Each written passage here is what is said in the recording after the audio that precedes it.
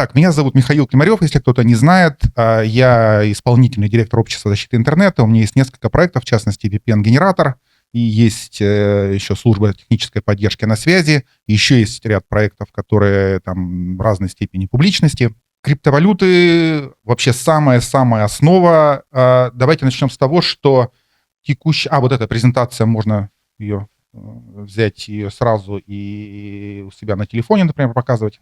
Или пролистнем это, да? Не будете? Хорошо, неважно. Почему я вообще ее рассказываю? Вот в отличие от, там, не знаю, от многих, да, кто там уехал и там пытается какую-то в политику играть, вот, у меня есть план. Вот, план, он достаточно простой. Вот, ну, то, что я делаю, то, что я там в самом начале войны для себя сформулировал, когда уехал, что вот что я буду делать. Вот я вот там последние там 4 года, 3, ну, по большому счету 3, там 4-й год, я вот этого плана придерживаюсь. И он довольно простой. Первый — это обход блокировок. Об этом была предыдущая лекция. Второе — это поддержка медиапроектов, любых. В качестве поддержки медиапроектов мы сделали такую систему, которая позволяет монетизировать аудиторию через продажу VPN. Так, коротко скажу. А поскольку мы это продаем в России, обратно деньги надо доставлять, каким-то образом из России переводить, мы все это делаем в криптовалюте.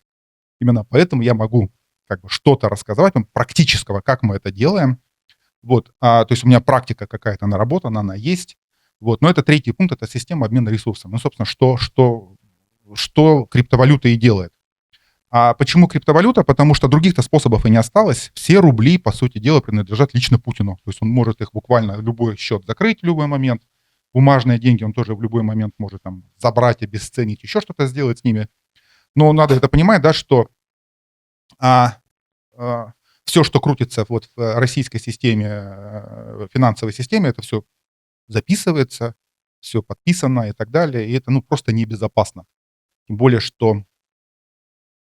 что если вы захотите эти деньги выводить там за рубеж, вот, и поддерживать кого-то там и так далее, или наоборот собирать эти деньги в России, ну, это просто небезопасно. Ну, вот то, что сейчас с ФБК происходит, да, задним числом оформили, что там экстремисты и все такое, вот вы поддерживали экстремистов, людей, которые ни сном, ни духом сейчас бегают, буквально сажают, вот этот государственный террор.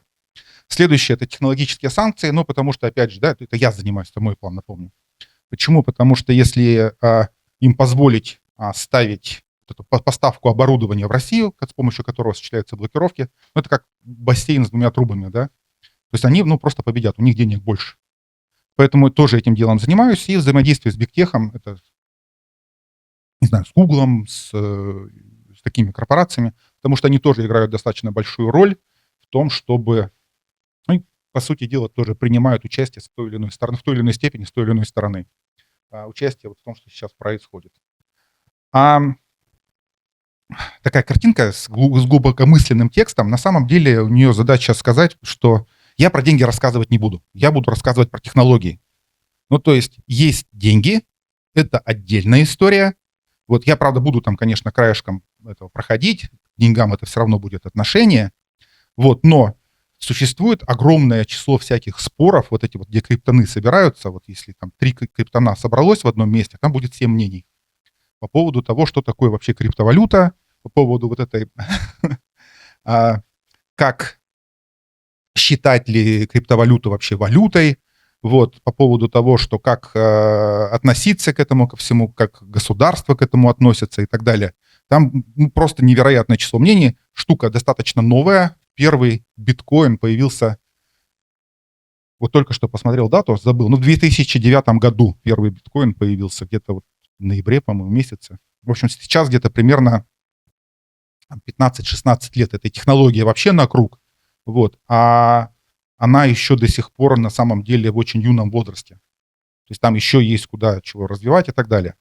Вот дальше по поводу этих денег всех. С криптовалютами не получится, как с банком. Это не сервис, это технология. Вот, как с банком не получится. То есть вы пришли в банк, сделали, вам это все как бы за вас все сделали, вот, вы как бы все довольны, вот вам услугу оказали. Криптовалюта немножечко другая штука, с этим придется так или иначе разбираться, как это работает. Так вот, я и хочу дать вам основы, именно основы, с того, что вы потом просто понимали, как это вообще все устроено и что дальше будет происходить. Я не буду давать никаких там, хотя очень хотелось, формул, как это все считается, криптографию. Это все основано на криптографии, понятно, поэтому крипто. Но вот относительно слова валюта, наверное, все-таки это не валюта. Ну, то есть валюта это все государство выпускает, криптоны это называют фиатом. Вот фиат. Разговаривать с вами. Вы в фиате все считаете. Самая простая картинка, которая вообще все объясняет. Давайте попробуем перевести на язык предельной ясности, да, как в этом, как у Солженицына. Ну, типа на русский язык перевести. Что это такое вообще блокчейн? Блок это, ну, понятно, блок, кусочек чего-то, чейн, цепочка. То есть это цепочка блоков, буквально. И почему это, как бы, сама идея вот это таким образом сделать, она на самом деле довольно гениальная. Смотрите, как, собственно, и в банках, так и в блокчейне, да, там какие-то ценности, какие-то там счета у клиентов, они, ну, тоже существуют. Другое дело, что за ведение реестра, вот сколько денег у каждого конкретного клиента в банке положено, отвечает сам банк. И если он там будет что-то мухлевать, вот, ну, все такие, ну, блин, какой-то банк, ну, как бы жулики какие-то, мы не будем туда деньги ему нести. Это репутация, на этом все как бы держится. Ну, плюсом, конечно же, это государство разные, все, на всей планете так или иначе государство регулирует деятельность банков, потому что иначе бы туда всякие жулики побежали, ни лицензии, ничего нет, ничего соблюдать не надо. Они сказали, вот мы банк, им люди деньги принесли, они на следующий день с этими деньгами сбежали. Вот, такого не существует такого, из-за того, что там нужно определенные требования выполнить, лицензии и так далее. А в данном случае, вот именно с блокчейном, нам нужно придумать такую систему, которая могла бы существовать сама по себе. То есть не просто вот, ну, как бы создали еще один банк, вот в этом банке у нас что-то там как бы есть, да, а надо сделать эту систему таким образом, чтобы она зависела только сама от себя. Вот это, мне кажется, вот в этом как бы гениальность этой всей идеи была. Вот этот Сатоши Накамото, по-моему, да, его правильно зовут, могу сейчас ошибиться, извините. Вот.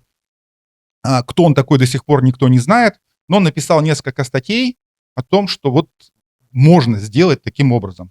И идея заключается вот в чем. У нас есть некая цепочка, некий блок, это же блокчейн, да? У нас есть блок, в котором условно есть какая-то определенная запись.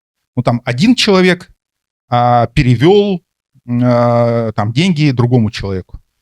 В данном случае не деньги, конечно, да, там какую-то, ну, там что-то перевел другому человеку. Участвуют два адреса каких-то, да, то есть есть один адрес, есть другой адрес. И вот в этом блоке записывается, что такая-то определенная сумма списана с этого адреса и записана на другой адрес. То есть это запись о транзакции. Эта транзакция шифруется. И она шифруется как бы с двух сторон. Сейчас немножечко поподробнее шифрование, я там чуть подальше скажу. Она шифруется как бы с двух сторон, ну, получателем и, соответственно, отправителем. Из этого всего делается специальная функция, криптографическая функция, она называется хэш, тоже немножечко подальше не расскажу.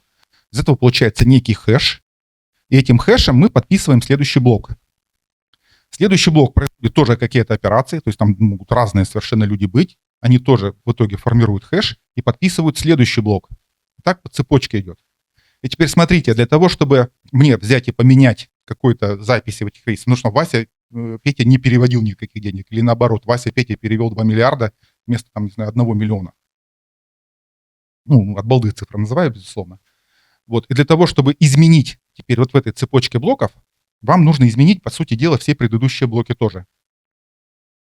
Таким образом, это сделать невозможно, да? Почему? Потому что вся эта распределенная база данных, она лежит на разных компьютерах целиком, и тогда получается, что там комплекты, не комплекты, а копии одной базы не будут совпадать с другой базой.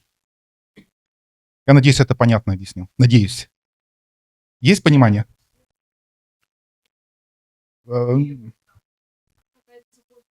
Цепочка, да. Да. Именно так. Вот если посложнее это сделать, вот более сложное, да, этот подход, хороший вопрос, спасибо. Вот, если более сложно к этому подходить, вот у нас есть какой-то вот хэш, да, который определенный был хэш, который был с предыдущей транзакции у нас взят. Вот здесь мы какие-то записи сюда завели, ну там с такого-то адреса переводится на такой-то адрес деньги. Ну, там что-то переводится, что-то совершается. Вот, это все, опять, из него делается хэш и переходит на следующую цепочку. Здесь может быть много записей. Вот, это зависит от того, как эту сеть запрограммировали. И вот у нас появляются, кроме всего прочего, у нас появляются несколько отдельных терминов, которые, наверное, надо вот для себя просто понять, что это такое. Во-первых, у нас появляется, я много раз уже сказал, термин адрес. Что такое адрес? Адрес — это буквально набор букв и цифр, который, по сути дела, является вашим псевдонимом. Блокчейн, его там говорят, что он анонимный, это, как бы сеть. На самом деле она не анонимная, она псевдонимная. Это немножечко почувствуйте разницу, да? Анонимно вообще никто ничего не знает, а псевдонимно — это значит, что есть некий псевдоним вот в виде вот этого адреса. Вот. И опять же, если вы анонимно, как вам деньги перевести? Вы же не можете, типа на деревню дедушки, а надо же точно, четко определить, конкретному человеку отправить. Почему должен быть адрес, как и у любого нормального человека. Вот. Второе — это сеть. Сеть — это имеется в виду вот этих цепочка этих блоков и те компьютеры, которые эту цепочку блоков обрабатывают. Следующая, гениальная история с всем самым блокчейном, с биткоином заключается в том, что это все надо каким-то образом обсчитывать, да, то есть эти хэши посчитать, где что там завели, все эти вот реестры вести на компьютерах. А зачем это люди будут делать? Чтобы что? То есть бесплатно это никто не будет делать. Это стоит денег, там компьютеры мощные нужны. Там чем больше пользователей у нас подключается, тем сложнее вот этот блокчейн получается, цепочка, тем больше этих блоков. Понимаете, да, о чем я говорю? И нужно как-то заинтересовать людей, чтобы они участвовали вычислительными мощностями, участвовали в этом процессе во всем, да, чтобы им было выгодно обсчитывать все это. Вот для этого уже сделали специальный, опять же, математический аппарат, который называется майнинг. Тоже все наверняка слышали это слово. Опять же, не буду сейчас углубляться там, почему, откуда, как это все берется. Не цель этого, вот этой лекции, но просто для понимания, да, то есть получается, что Сатоши придумал схему, когда, во-первых, у вас абсолютно прозрачный реестр сделок, когда он у вас неизменяемый, его невозможно изменить задним числом, потому что вам придется пересчитывать все эти блоки, а поскольку эта копия хранится распределенно, да, на разных компьютерах, то получается, что невозможно это исправить задним числом, потому что тогда, вот эта вся криптография потечет, да, то есть ее там нужно будет пересчитывать, все переделывать.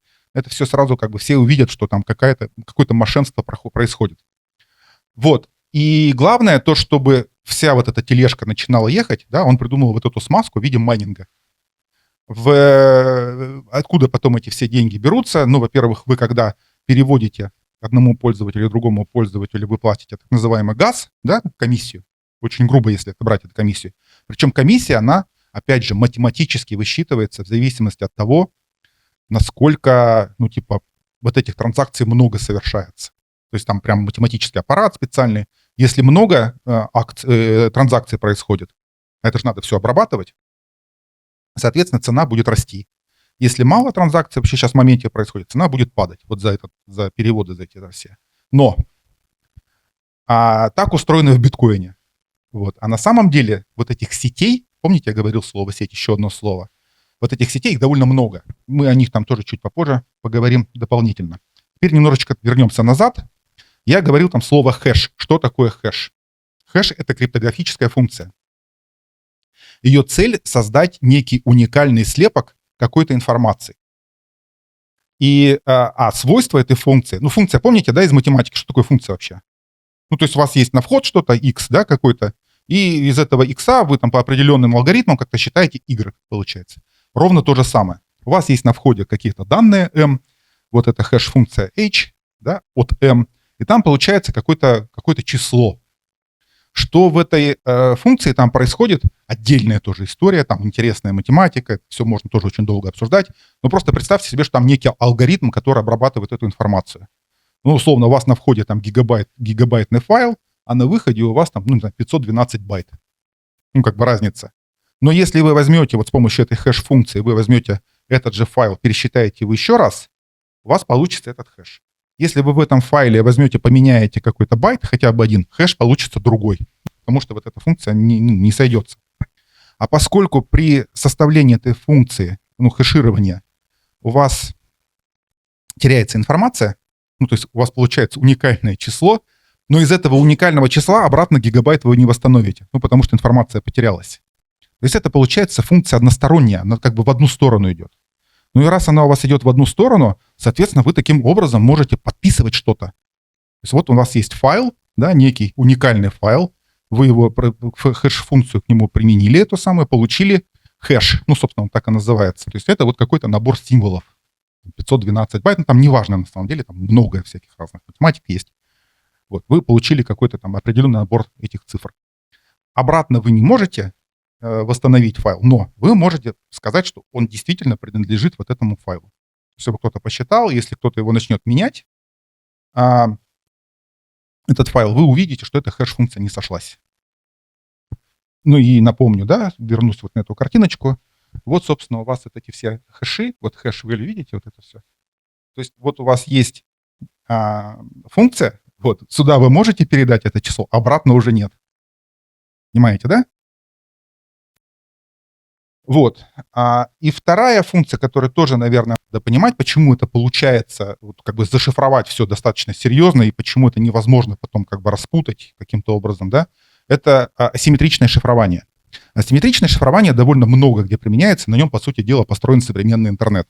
То есть почти все, что с криптографией связано, но почти все с асимметричным шифрованием. Давайте вспомним, что такое шифрование вообще. Наверное, в детстве все же играли, да, в эту игру. Не знаю, я очень любил эту игру, когда берете какое-то письмо, там какие-то символы рисуете, буковки какие-то, да, то есть наоборот, вот эти русские буквы превращаете в латиницу или там просто в цифры. Пляшущие человечки этого Конан Дойля, да, чуть не забыл фамилию. Вот это все оттуда идет. То есть вот это шифрование. Вот, но то, что Конан Дойль, собственно, и расшифровал это письмо, да, оно связано с тем, что оно, в общем-то, как бы расшифровывается, да, если вы знаете ключ, вот, либо вы даже не знаете ключ, вы можете там просто перебором подобрать чего-то, вот, то современная криптография, конечно, этого позволить себе не может. Значит, там вы перебором можете подобрать пароль. Как бы фигня какая-то, да? Все же привыкли, что пароль все, и там взломать его невозможно. На самом деле, конечно, возможно, но для этого нужно очень много вычислительных ресурсов. И чем больше, там, не знаю, ваш пароль, чем длиннее ваш пароль, тем сложнее его подобрать вот просто простым перебором. Именно поэтому там все требуют там какой-то длинный пароль, чтобы там были не только цифры, но и буквы, еще буквы, не просто буквы, а еще большие, маленькие, и не просто буквы, там еще давайте добавим только каких-то символов. То есть чем больше, там комбинаторику вспоминаем тоже, по-моему, в школе проходят комбинаторику. Сейчас есть, да. Да-да-да. Ну, это немножко другая, ладно, неважно. Смысл в том, что там можно посчитать количество вариантов, почти для каждого этого. Чем больше вариантов, тем сложнее его подобрать. Вот. Но, опять же, это же пароль какой-то, да, определенный. Вот. То есть, в принципе, его можно подобрать. А теперь нам нужно сделать так, чтобы подобрать было невозможно. Здрасте. Как это сделать? Для этого используется свойство простых чисел. Вот есть просто огромное большое число, вот, которое как бы состоит из двух простых чисел. Там тоже какая-то функция существует между этими два простыми числами. Потому что они умножаются, может складываться, может еще что-то делается. Чаще умножаются, но там есть еще и более сложные функции. Так вот, вы когда взяли одно число, получили из него, точнее не так, вы взяли любое простое число, умножили его на другое простое число, неизвестное никому, вот, и получили некое другое число. И получается, что вам для того, чтобы расшифровать это все, вам надо оба этих простых числа. Давай, самое простое, еще давайте раз, условно. У нас есть два простых числа. Есть простое число, это то, которое делится только на себя и на 1, напомню. Например, 7, да, одно простое число, а второе число, допустим, 13. Вот мы их умножаем, 7 на 13. Получаем сколько? 7 умножить на 13 сколько будет? 91. Да, 91. Вот. У нас есть число 91, и если мы знаем оба этих числа, мы можем как бы понять, из какого числа мы, расшифровать можем, да, то есть если мы знаем оба числа, мы можем понять, как мы получили это 91. Если мы это одно число не знаем, то, ну вот 91. Там, наверное, можно еще какое-то число. 91, наверное, делится на 3. Нет, не делится на 3, да? Да, это тоже на простое число. Но на самом деле там достаточно большие простые числа, там, где у вас там, ну, там 100 разрядов у каждого, 128 бит у одного, 128 бит у другого, их перемножили, получилось 256 бит, да, этих всех. И вот попробуйте там найти одно простое число другого простого числа. Вам просто надо, ну, как бы молотить, по-другому никак не получится, чтобы получить это оба числа. Так вот, один ключ получается, вот этот простое число, называется ключ. У вас один ключ есть приватный, второй есть публичный. Если вы знаете вот эту всю функцию, вы публичный ключ отправляете вашему собеседнику, он с помощью этого ключа шифрует свое сообщение, а расшифровать его можете только вы, потому что вы знаете закрытую часть этого ключа. Ну, вот в чем смысл асимметричного. Ну, почему асимметричное? Потому что вот оно как бы в одну сторону тоже только работает. Вы помните про хэш-функции? Вот это как бы следствие из того, что вот эту хэш-функцию исследовали, вот из следствия из этого получилось такое, что в одну сторону вы можете зашифровать, а в другую сторону расшифровать уже не можете. Ну, тот, у кого есть вторая половинка, тот его может расшифровать. Ну и, в общем-то, вот более сложная схема, хотя она вообще не про это, просто верну ее на эту всю штуку. То есть вот представьте себе, что у вас есть некий адрес, это публичная часть вашего ключа, вам зашифровали сообщение какое-то с помощью вашего закрытого публичного ключа, вам отправили, а расшифровать вы можете только вы, поскольку вы знаете приватную часть этого ключа. Таким образом, достигается безопасность всех этих транзакций, в том смысле, что никто эту транзакцию за вас поделать не сможет. Понятно объяснил? Есть вопросы у кого-то? Микрофон дам.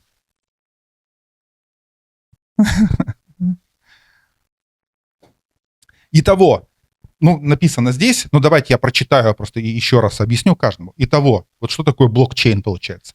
В том, что в нем нет единого какого-то центра. Этот весь блокчейн, вот эта база данных хранится на разных компьютерах по всему интернету. Первое. Это дает то, что никто не может контролировать один. Да, никто не может этот вот весь блокчейн контролировать. На самом деле там есть возможности, опять же, криптографические возможности. Допустим, кто-то, если бы взял и забрал себя там более 50% всех блокчейнов, допустим, у биткоина, вот, он бы получил контроль над этим, да, то есть он смог бы там что-то там подправлять, что-то исправлять и так далее. Вот такой как бы пользователь. Но все же опять же видят, да, что вот один человек начинает получать контроль. Вот. Такое случалось несколько раз. Ну, ему говорят, типа, чувак, ты получаешь, типа, все под контроль, получается, что ты можешь что-то там, как бы, какие-то вещи вести. Мы не будем доверять такому блокчейну, если у тебя вот есть вот этот консенсус. Мы будем просто выводить будем деньги. Ну, потому что, ну, есть риски, да, что кто-то это дело сфальсифицирует. И люди, которые вложили, опять же, свои деньги в это оборудование огромное, да, там фермы, майнинговые фермы, все видели, да, все эти картиночки. Вот. Ну, они же не хотят эти деньги терять. У них наверняка еще что-то в криптовалюте там вложено лежит, да. Поэтому они такие, окей, мы не будем поднимать вот эту сеть вашу, да, не будем занимать ну, там более 50%, вот, мы как бы остановимся на этом, пусть там кто-то другой, да, то есть мы не будем расширять вычислительный пул больше. Вот, но там есть новые алгоритмы, которые даже вот эту штуку могут алгоритмически решать. То есть там не просто люди типа договорились между собой, они могут еще и алгоритмически это решать. Подделать прошлое, ну, я почти рассказал, да, как бы, ну, почти нереально. Ну, вот если, ну, то есть вот это все переписать на, там, на миллионах компьютеров, которые этот блокчейн лежит,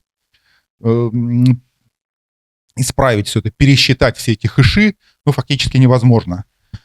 Самое главное, что все эту историю видят. Все транзакции в блокчейне можно отследить с той или иной степени. Сейчас я покажу, как это делается буквально вот на компьютере на нашем.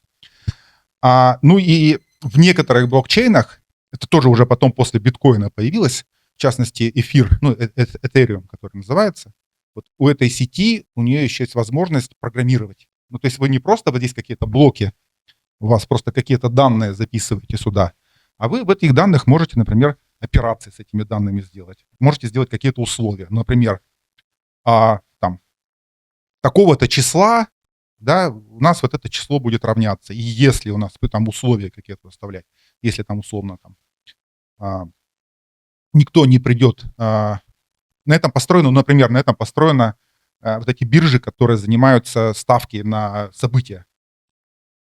Какая там сейчас самая модная эта биржа, господи?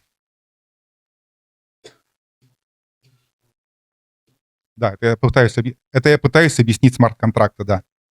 Они, вот, собственно, это называется смарт-контракты. Почему не смарт-контракты? Потому что некое условие, которое заранее запрограммировано, подписано подписями, вот, и вы ничего с этим сделать не сможете. Если мы договорились, что там доллар будет стоить 100 рублей, там, такого-то числа, вот приходит час X, вот это число, она автоматически рассчитает, и ваши вот эти вот токены, которые там, да, вот цифры, которые там были у вас на счету, они пересчитаются там по курсу, какой на самом деле есть. Тот, откуда курс они берут, это отдельная история, тоже красивая, она называется оракулы. Вот те данные, которые из внешнего мира поступают в блокчейн, называется оракул. Но это отдельная тоже история. Ну, то есть там можно забивать не только как бы вот перенос какой-то ценности, там можно забивать в том числе и какие-то условия, которые выполняются или не выполняются. Вот. Главное, что надо понять, что блокчейн не равняется биткоину.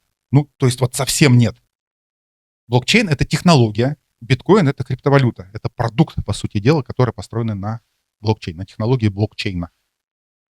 Очень часто, как бы, вот, ну, начинаешь с людьми разговаривать, вот я там знаю вот эти все вещи, вот там же много, вот, ну, как бы в современной во всей индустрии, там очень много всяких решений разных, тут так работает, тут так работает. Это все можно на самом деле изучить, но просто вот взяв, прочитав документы, да, они там называются white paper какие-нибудь или еще что-то такое. Вот это все можно просто сесть и изучить, как работает конкретная сеть. Или как работают там конкретные, там, те же самые смарт-контракты. Вот, и они очень разные. Но приходят всегда люди, ну, типа, вот блокчейн — это значит биткоин. Ну, нет. Во-первых, их много всяких разных этих сетей бывает. Вот я только 2 назвал. А давайте, кто еще какие знает сети? Solana, еще какие сети? Кто знает? Ну, всем известно. Monero, да. Ну, Тон, естественно, да, который сейчас там, Дуров с этим своим продвигает. Tether, нет, Tether — это компания, которая, об этом будет чуть подальше. Tether — это компания, которая использует разные сети для того, чтобы в них продвигать стейблкоины. Забыл слово. Блокчейн не анонимен. Помните, я говорил, да? Есть адрес. У каждого вот этого есть адрес какой-то. Расскажу, как это сейчас, это можно все обходить, но тем не менее. Он, еще раз повторюсь, псевдонимен. Там нет не записано вашего имени и фамилии. Там записан просто вот этот адрес, набор букв и цифр. Помните, хэш какой-то, да, получился? Вот этот хэш записан, вот, и он принадлежит вам. Если вы его где-то в интернете опубликовали, соответственно, можно связать вас и вот этот хэш, да, ну, вот этот адрес конкретного. Анонимность вся снимается. А все, что я, помните, говорил, да, что это все записано, все это прозрачно, чтобы если кто-то начинает что-то муклевать, это сразу все начинает заметно. То есть это достоинство блокчейна, но это же и недостаток. Почему? Ну, давайте посмотрим. Вот инсайдер. А я давайте вам вообще покажу в режиме, что называется, реального времени. Мне кажется, так будет понятнее. Вот у нас есть The Insider, который собирает пожертвования в криптовалюте. В частности, вот тот же самый биткоин. Вот он. Видите биткоин? Покрупнее. Вот их адрес вот этого биткоина. Я его копирую в буфер и иду в специальный просмотрщик, собственно, так и называется, Blockchain Explorer, и сюда вот этот адрес копипащу.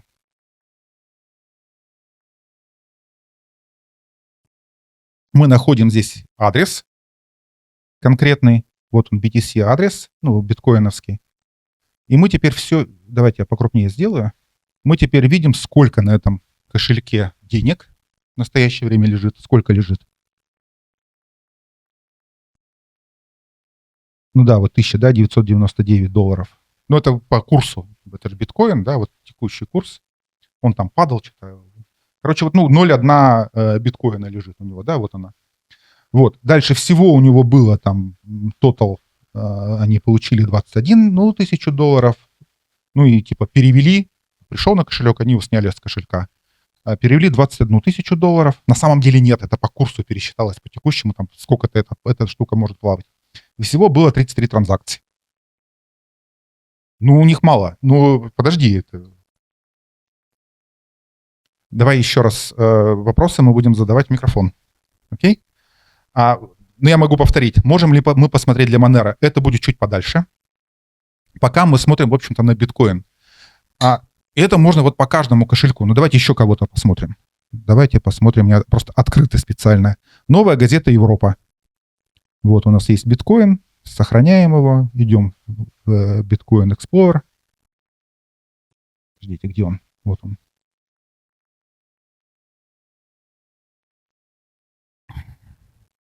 Вот получили адрес действующий. Мы можем теперь его сопоставить с новой газетой. Вот у них на новой газете побольше у них лежит. 0,5 биткоина, даже чуть побольше. Вот было 68 транзакций и так далее. Самое-то главное, что видите, вот транзакции.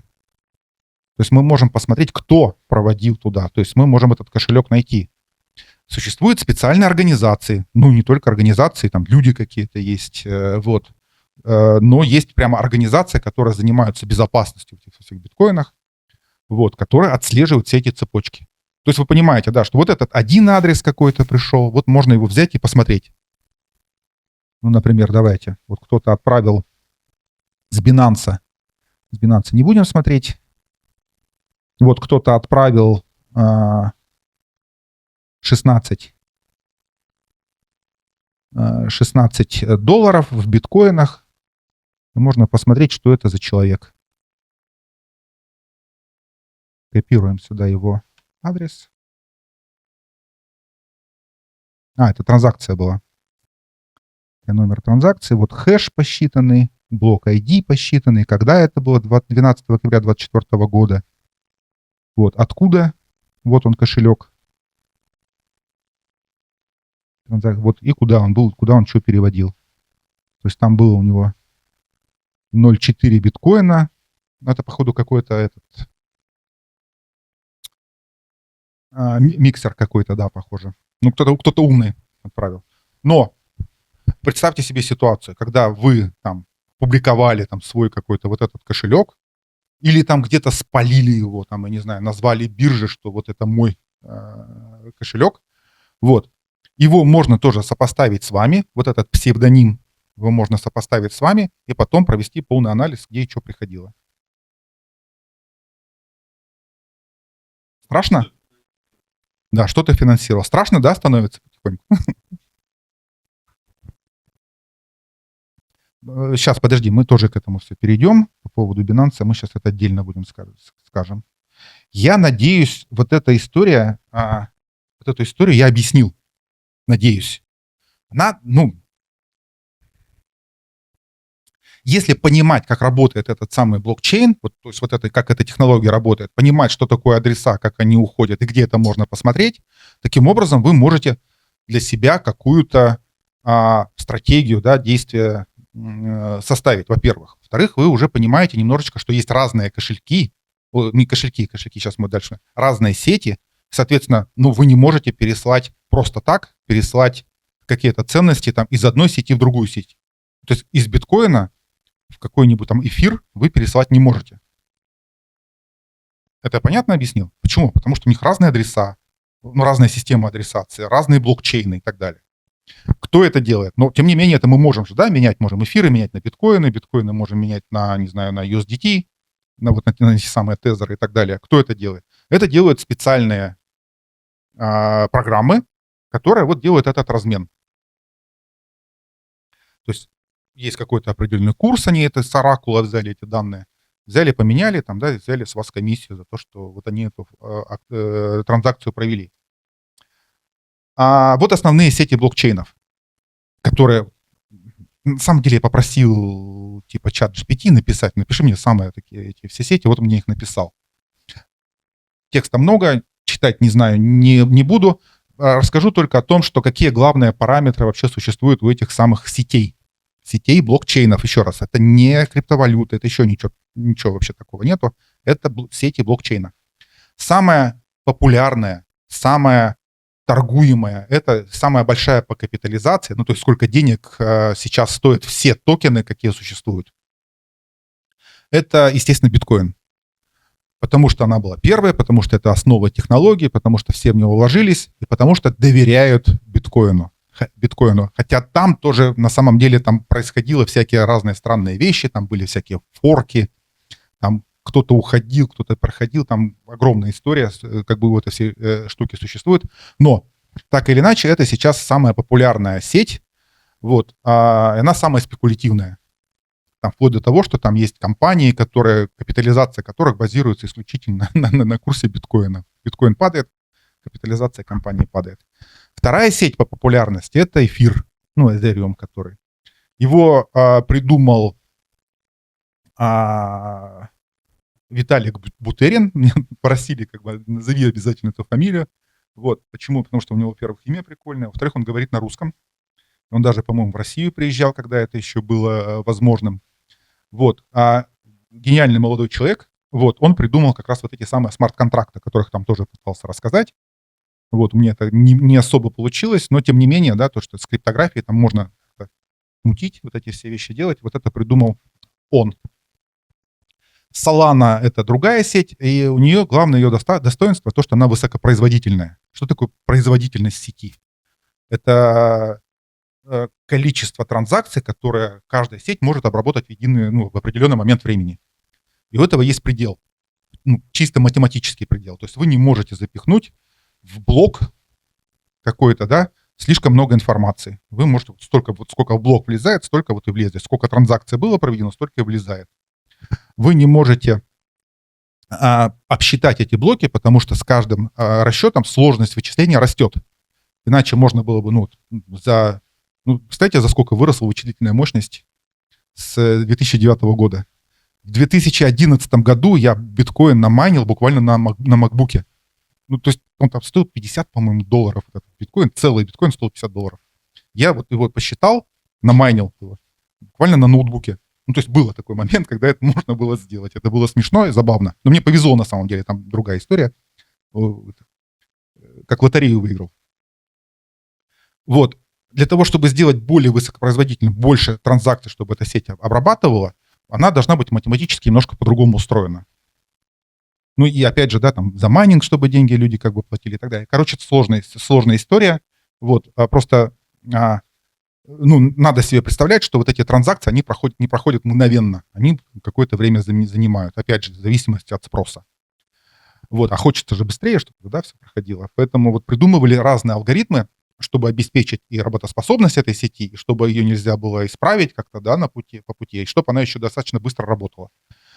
Следующий — это Tron. Вот, у них своя цель создания была, TRX.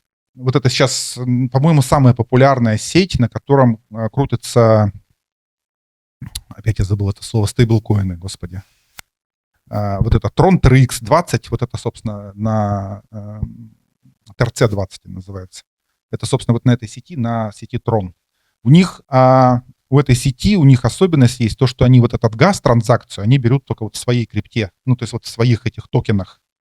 Вот, если вам кто-то перевел, у вас есть счет, вам кто-то перевел тезеры, да, вот эти стейблкоины, USDT перевел вам кто-то, вы не можете ничего с ними сделать, пока вы не купите Tron. А Tron вы не можете купить, потому что тоже как бы надо газ для того, чтобы перевести USDT в TRC, в смысле в TRX. Это забавная ситуация, вот они сейчас, извиняюсь, из него будут выходить, не будут выходить, но пока это прям очень неудобно. Tron кончился, такой, а где его взять? Вот, BNB — это Binance, но они там тоже свою создали. Это великая компания тоже, да, которая, в общем-то, сделала криптовалюту там более-менее доступной множеству людей. Но это централизованная биржа, об этом чуть попозже будет.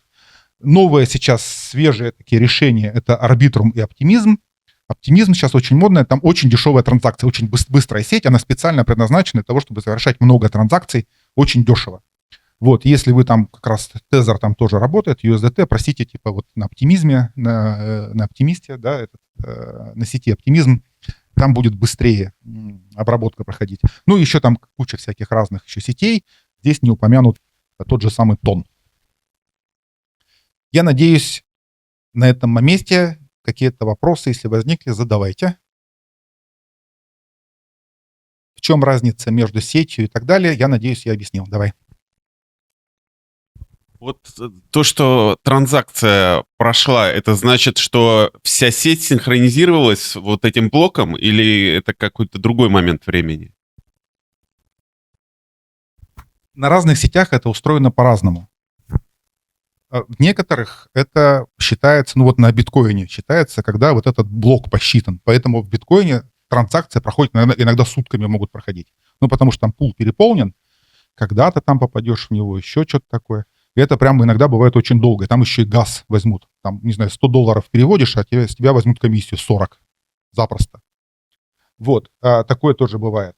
Я, по-моему, показывал схему вот эту. Сейчас я вернусь к ней. Вот эта сложная схема. Вот. А на самом деле это как дополнение к биткоину, да, чтобы он еще одна сеть создается, которая потом собирает транзакции, и она их пихает в блок. Вот это вот эти сети, которые дополнительные сети сетей таких, да, получается, подсеточки, точнее, для большой сети, вот, их там довольно много всяких решений. Вот в этом случае у тебя транзакция сама фактически пройдет, ну, типа вот момент, когда это в подсети в этой будет обработано все, но в блокчейн биткоина она будет записана, когда посчитается весь блок. А весь блок может считаться долго довольно-таки. А у того же тона, например, это довольно быстро, да, то есть там правда вот есть транзакция, вот вы можете ее посмотреть, вот есть транзакция, и она там какое-то время, там тоже не мгновенно это считается, там несколько минут может быть доходить. Вот, но на счет как бы другому пользователю на счет на адрес пользователя, которому были отправлены эти деньги, они придут после того, как весь, конечно, блок посчитается. Объяснил? По большей части. Два способа поддержания этих сетей. Их на самом деле больше, но главных два. Ну, опять же, да, почему, помните вот этот майнинг, да, почему мы можем доверять этим сетям? Вот, и опять же, да, как мы можем менять токены из одной сети в другую сеть. Ну, то есть один токен на другой токен поменять. Токен — это единица, которая проходит в сети. Еще раз давайте вспомним, да, это адрес. Что это такой адрес? Что такое адрес? Хэш, да, который принадлежит конкретному пользователю. Что такое сеть? Это набор вот этих всех компьютеров, да, как бы объединенных алгоритмами какими-то. Есть еще токен. Токен — это то, что с одного адреса списывается ну, как бы на другой адрес. Вот. Сейчас, сам запутался. Сейчас, секунду. Вот. Как поддерживается сеть блокчейн, биткоина, господи, опять забыл. Майнинг, который основан на Proof of Work. То есть буквально машины подтверждают, что они участвуют и работают в процессе вот обсчитывания этого хэша, они подтверждают работой, да, какой-то. Как эта работа делается? Они берут бессмысленные абсолютно числа и начинают из них, вот их начинают там по функции вот этого хэширования, начинают их обрабатывать и ищут какой-то золотой блок. Золотой блок, там, по-моему, какое-то определенное число нулей должно быть, последовательность из нулей. Вот они ищут такой блок. Это обусловлено тем самым алгоритмом, который был заложен изначально в эту самую сеть. Вот.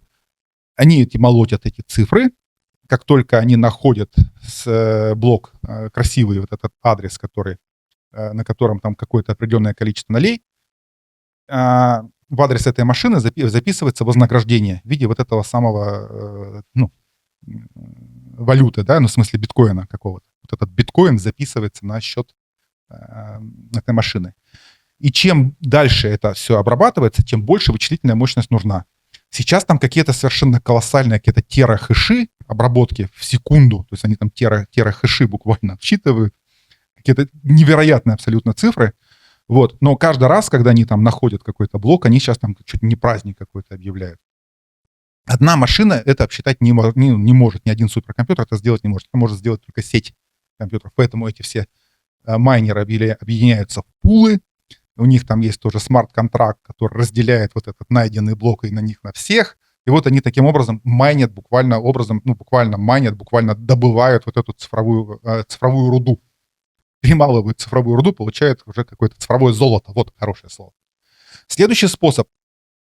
Таким образом, поскольку они считают это все постоянно, тратят на это электричество, деньги на оборудование и так далее, мы можем сказать, что точно вот пока это все крутится, наш биткоин работает. Объяснил? Proof of полезное вычисление, это вот как раз рассчитывает транзакции по ходу.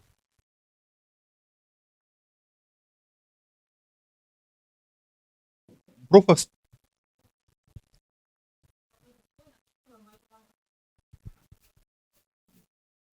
Условно, кто-то может получить этот самый золотой биткоин, обсчитывая мою транзакцию, или как это?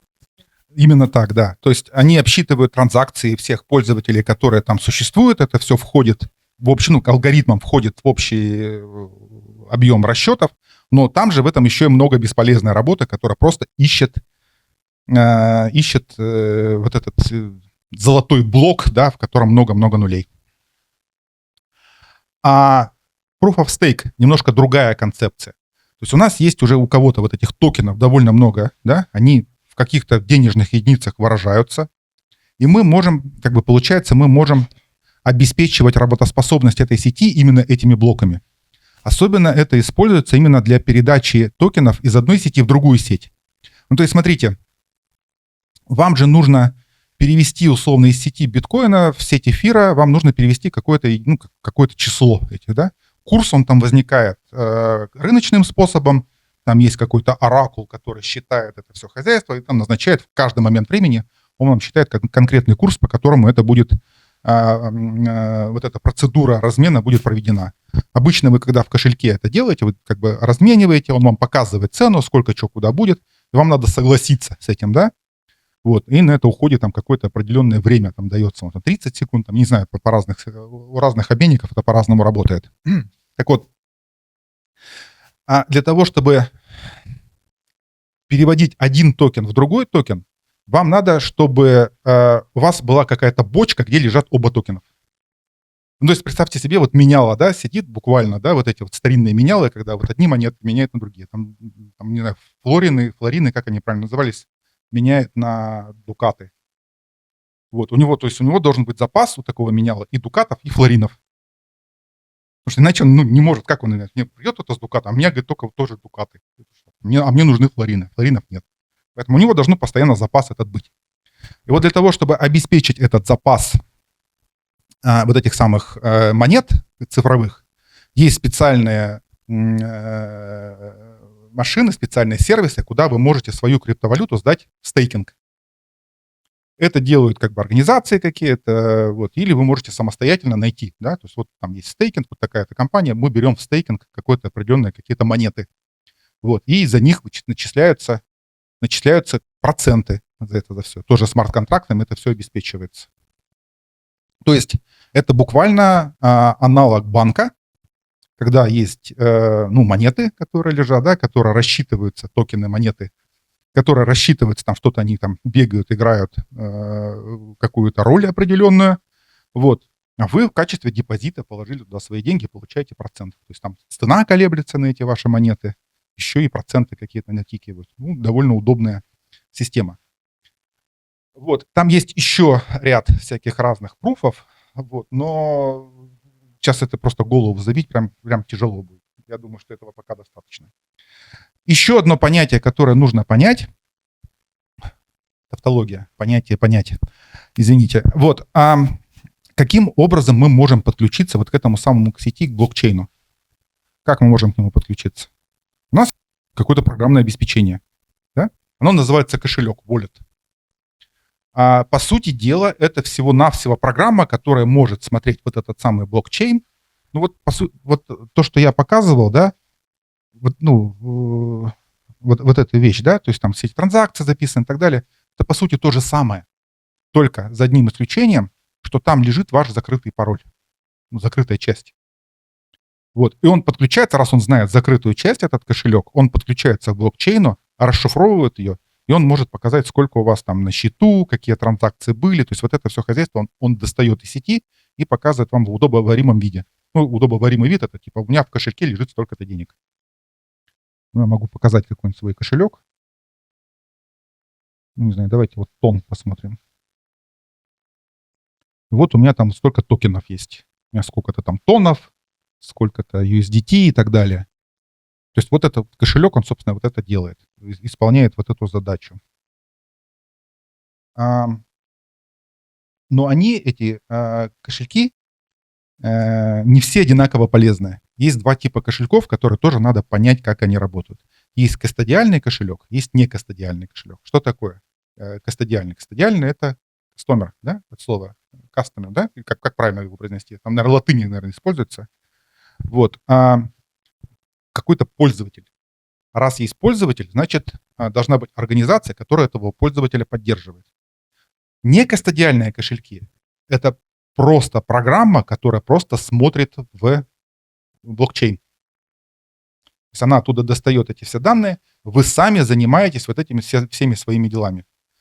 Некастодиальный кошелек никогда не будет спрашивать с вас никакого паспорта, никаких фамилий, никаких KYC. Об этом чуть подальше расскажу.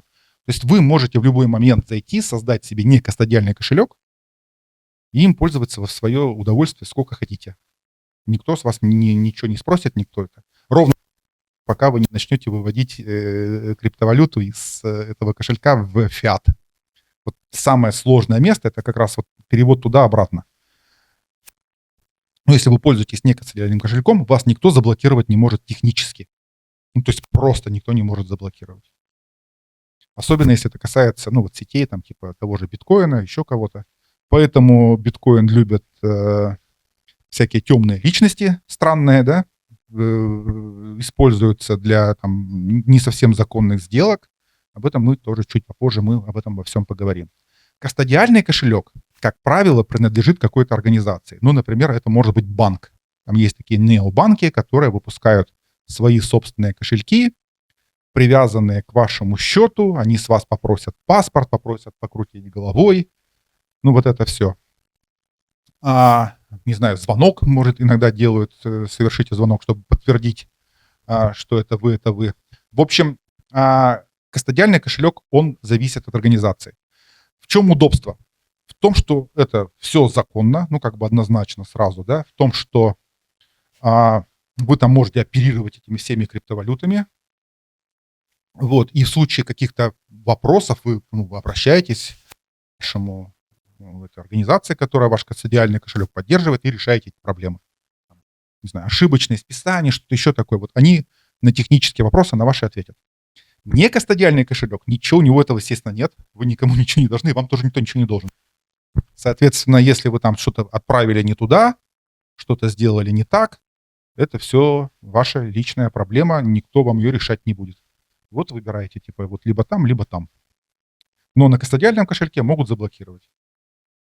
Вот что-то, какие-то вещи не понравились, там есть AML, есть KYC, и, ну, особенно вот с россиянами сейчас, там 19 пакет санкций, об этом тоже пару слов будет, с ними проблемы могут возникнуть.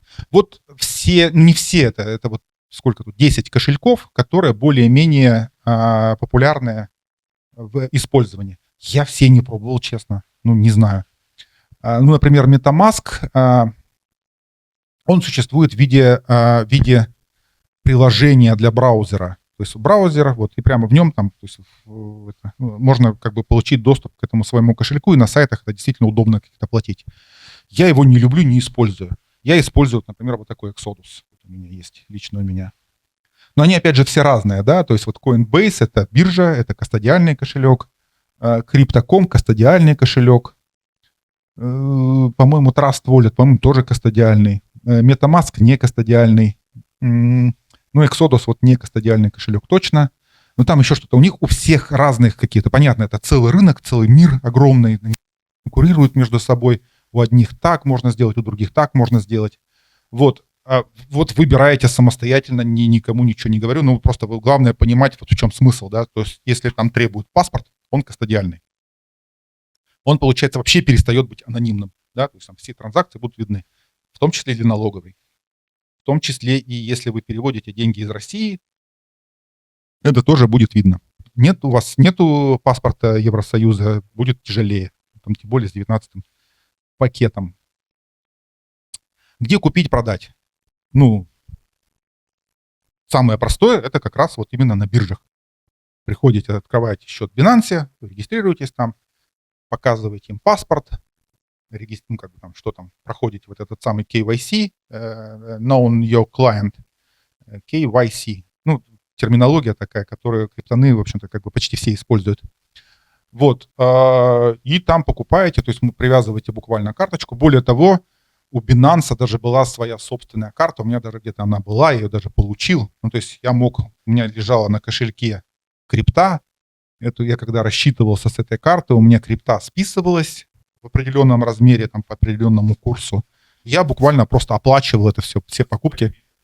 Байбита есть. Ну да, они там постоянно что-то меняются. Есть Hi.com, например, такой, 2 буквы Hi, ну как это, hi.com, банк эстонский, по-моему, там тоже такие всякие штуки есть.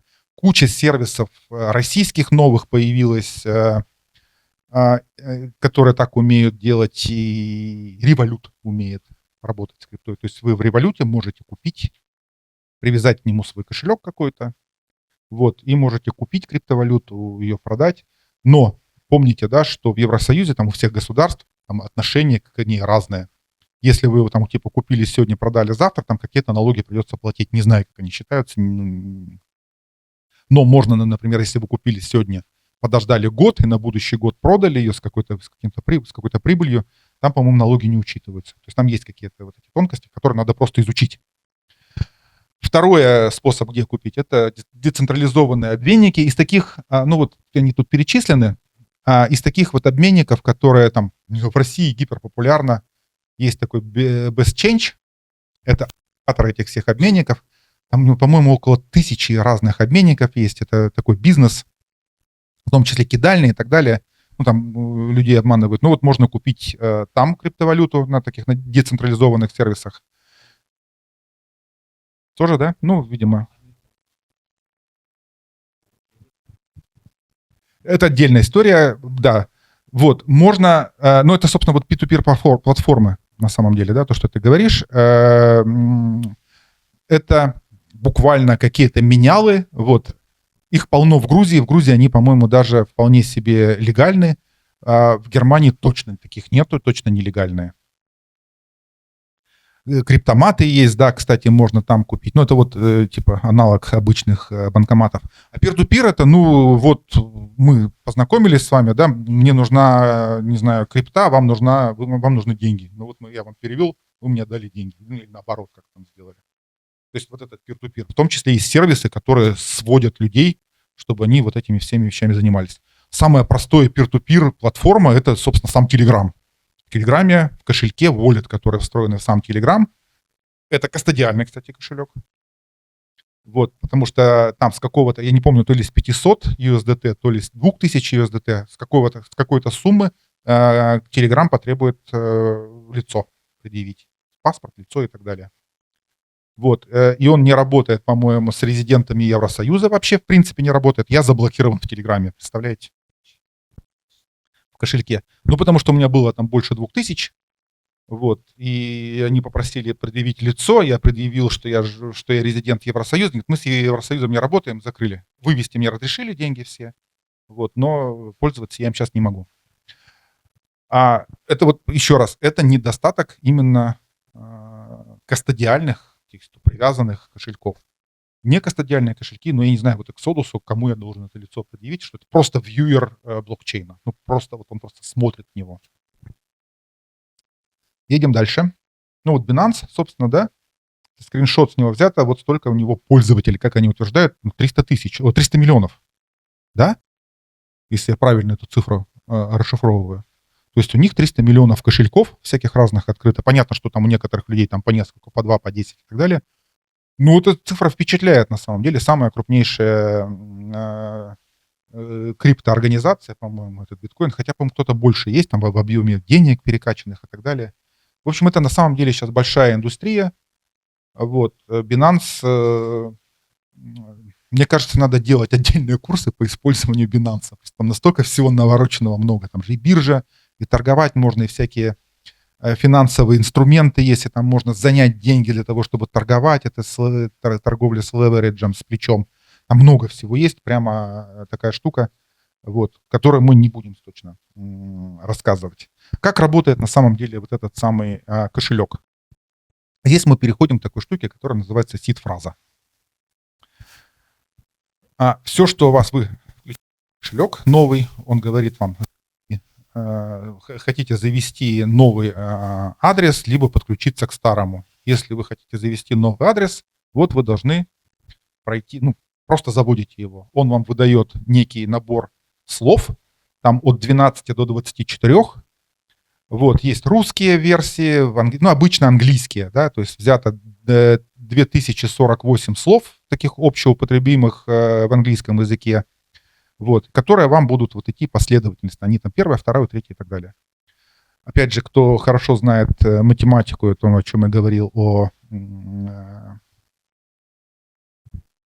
комбинаторике, да, тот может посчитать, сколько количество вариантов у вас будет, если вы используете 2048 символов, да, да, и которых всего 24. Это огромное число получается там.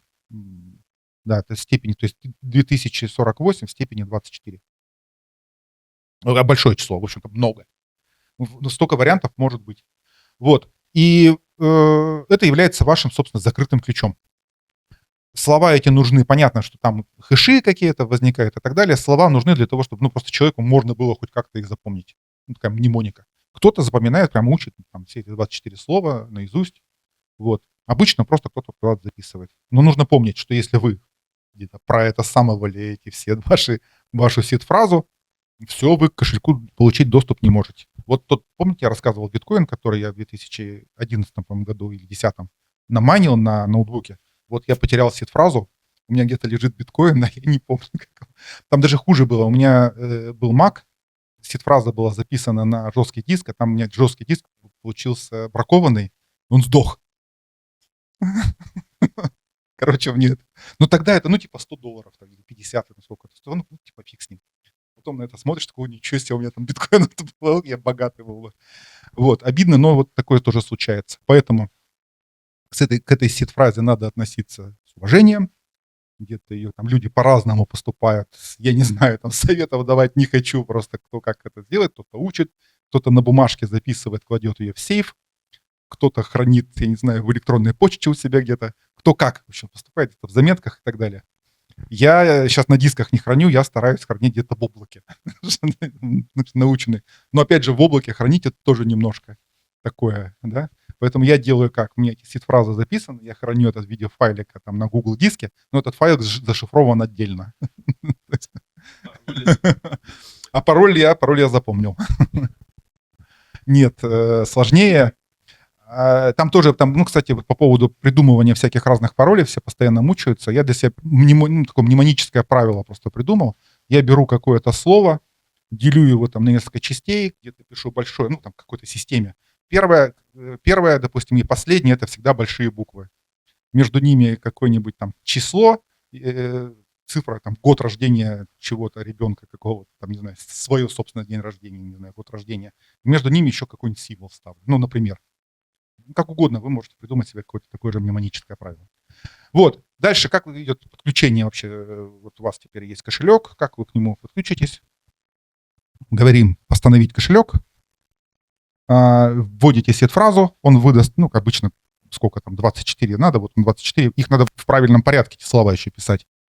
Дальше поставьте новый пароль, потому что кошельку как бы нужен пароль определенный, да, и что там дальше?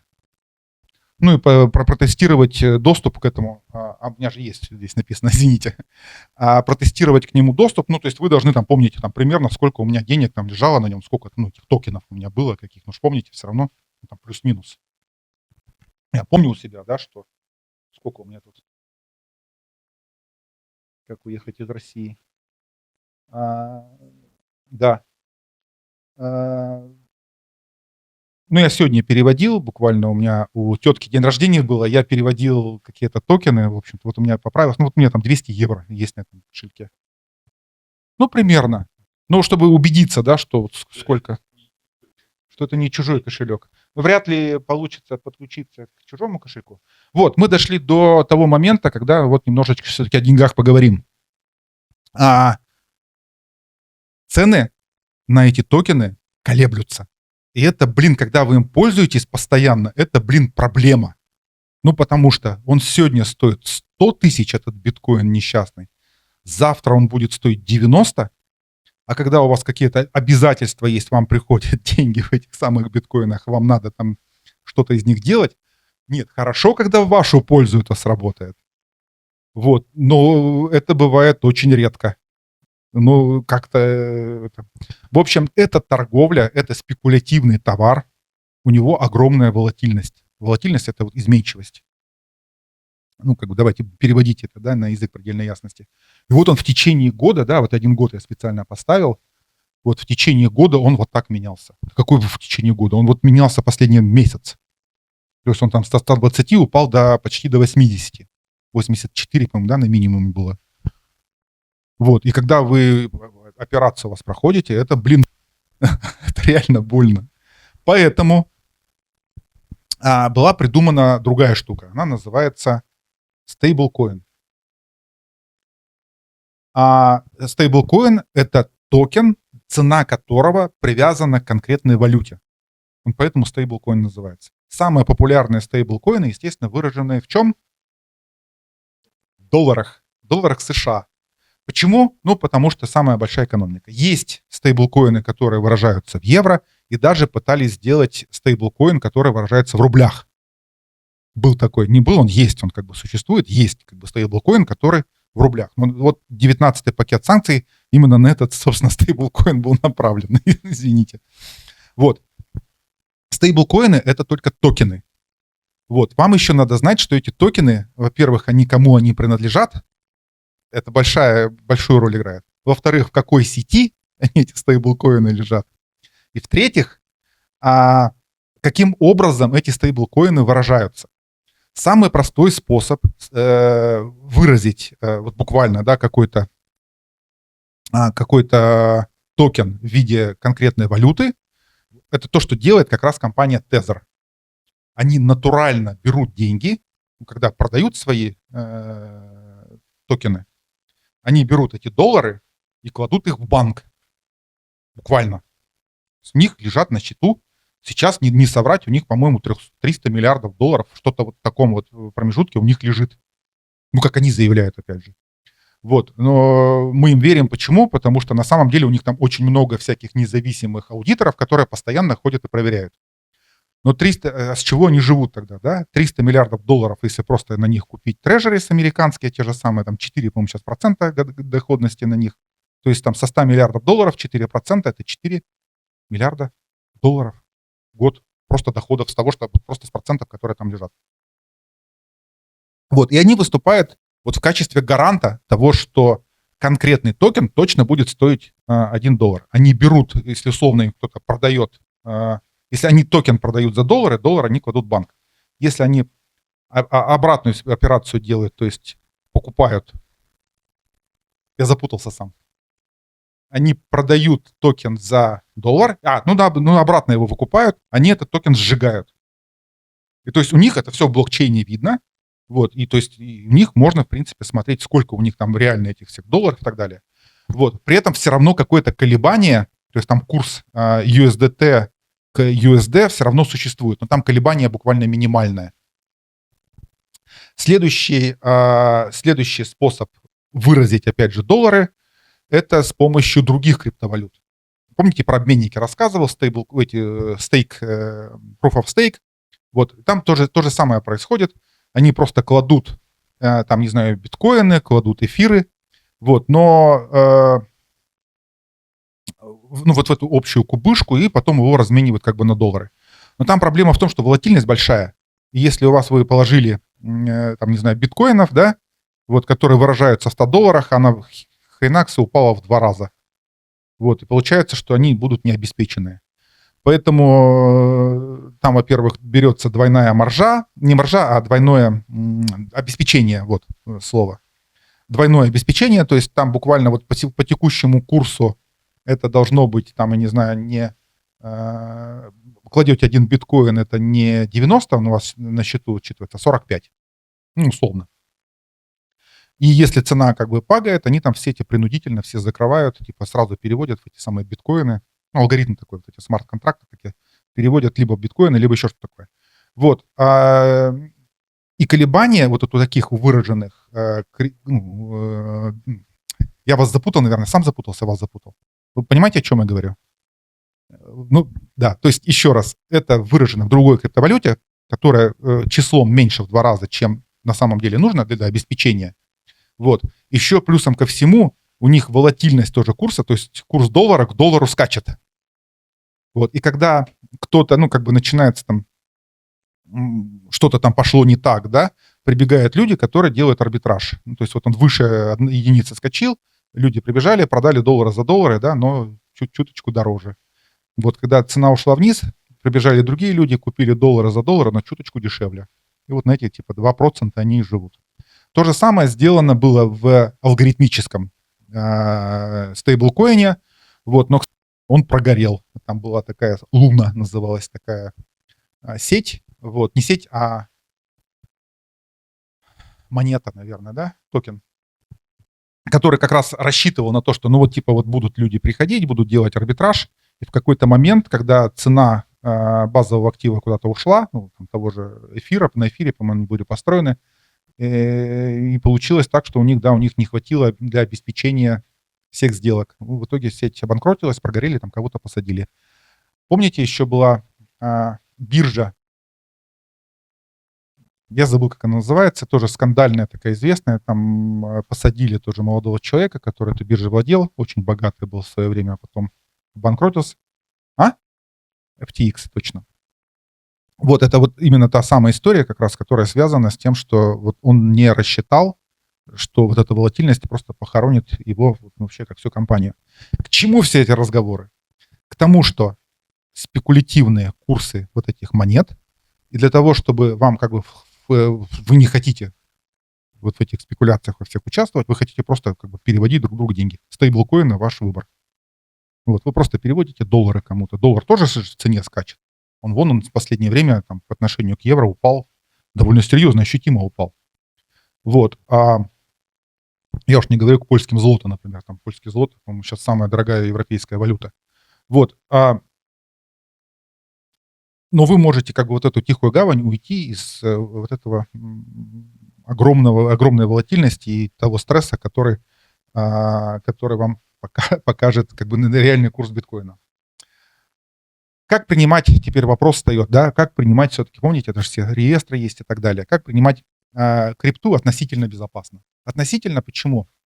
Потому что полностью, наверное, скрыто невозможно, ну, потому что это же блокчейн, да, в нем все записано, и полностью это, наверное, скрыть невозможно. В конце концов, можно просто у вас отобрать телефон, как это в России любимое занятие, отобрать телефон или там компьютер, и на нем вы увидите все ваши транзакции, все становится понятным.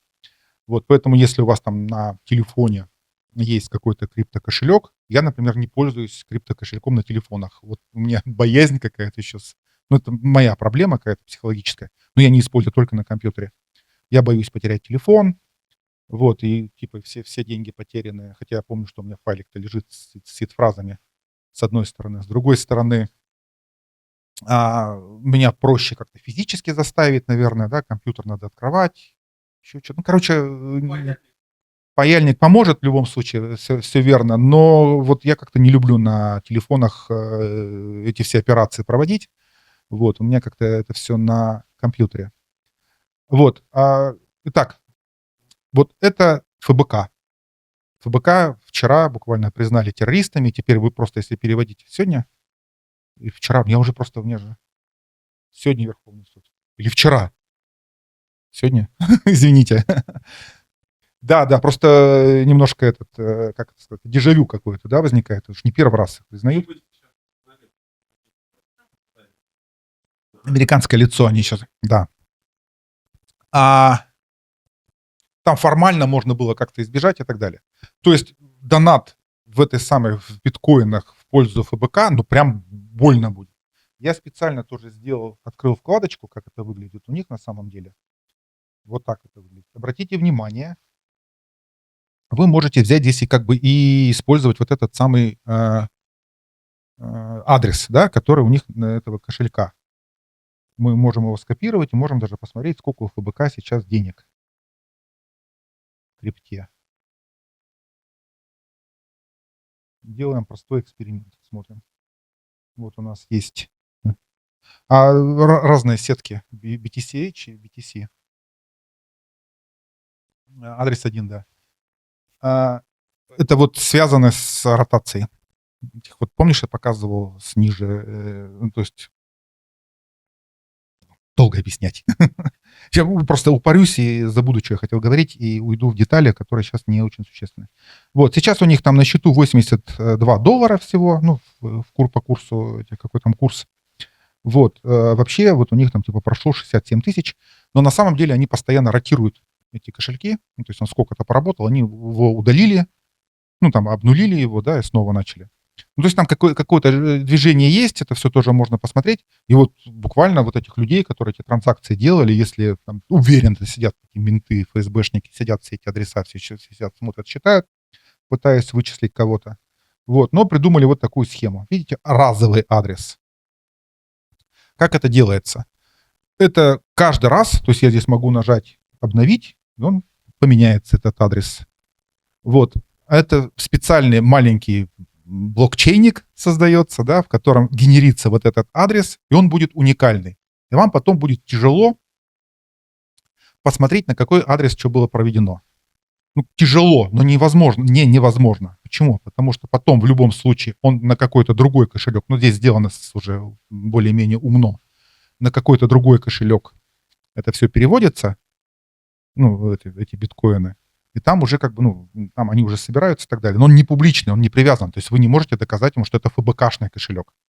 Вот таким образом, да, он просто какой-то есть кошелек. Если вы не знаете вот этот адрес, который единоразово возникает, то вы не сможете вот эту цепочку проследить.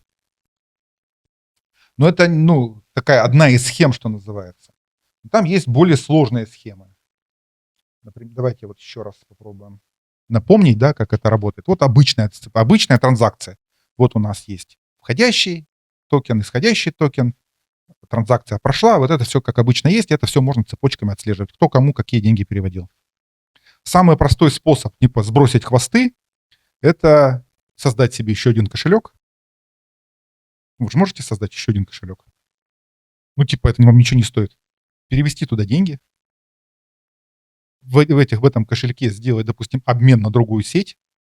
Ну, там, не знаю, из тезеров перевести, из эфиров перевести в биткоин или наоборот.